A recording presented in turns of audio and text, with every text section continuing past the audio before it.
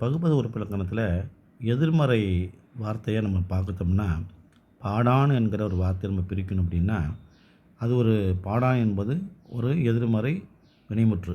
அப்போ ஆண் என்கிற விகுதி நம்ம கட்டாயமா சேர்க்கணும். இதனுடைய பகுதி எப்பயுமே கட்டளையாக இருக்கிறதுனால பாடு அப்படின்னு சேர்க்கணும். இப்போ பாடு கூட்டல் ஆண் பாடான்னு வந்துடுது. இருந்தாலும் கூட இது எதிர்மறையான பொருளை தருவதனால எதிர்மறை இடைநிலை தேவைப்படுது. எதிர்மறை இடைநிலை என்னென்ன இருக்குது? ஆவணா இருக்குது, இக்கு இருக்குது. இங்கே இக்கு வராது, மீதம் ஆவணா தான் இருக்குது.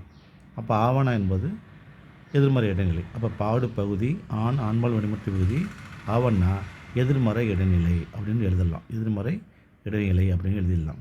ஆனால் இதை உச்சரிக்கும் போது பார்த்தீங்கன்னா பாடான் அப்படின்னு அளவடபுல உச்சரிக்குது. ஆனால் நமக்கு தேவைப்படுவது பாடான் தான். அப்போ என்ன பண்ணணும்? இந்த ஆவணாவை அடைப்புக்குறியில் போடணும். உச்சரிக்கும் போது பாடான் மட்டும் இதை உச்சரிக்கலாம். எழுதுகிற போது பாடு பகுதி ஆண்பால் வினைமுற்று விகுதி எதிர்மறை இடைநிலை புணர்ந்து கெட்டது அப்படின்னு எழுதணும்.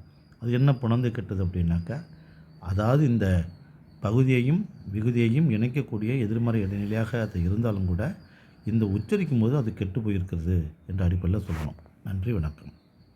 இதுதான் புணர்ந்து கெட்டது அப்படின்னு பேர். எனவே பாடு பகுதி ஆண்பால் வினைமுற்று விகுதி எதிர்மறை இடைநிலை, ஆனால் புணர்ந்து கெட்டதுன்னு எழுதணும். நன்றி, வணக்கம்.